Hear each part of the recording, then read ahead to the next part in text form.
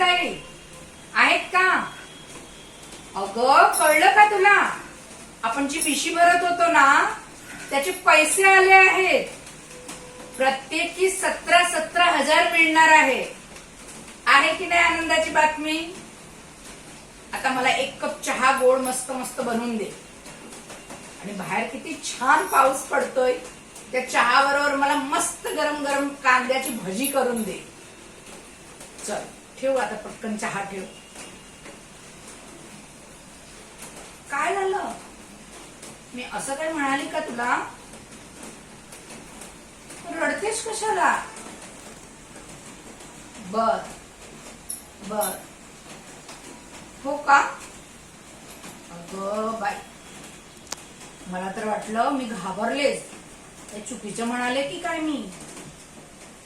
बर, चिंटूचे क्लासचे पैसे भरायचे होते आणि त्याच वेळेस मी तुला आनंदाची बातमी दिली म्हणून रडू आलं का तुला?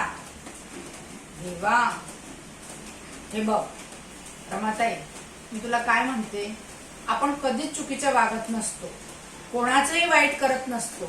त्यामुळे देव नेहमी आपल्या पाठीशी असतो.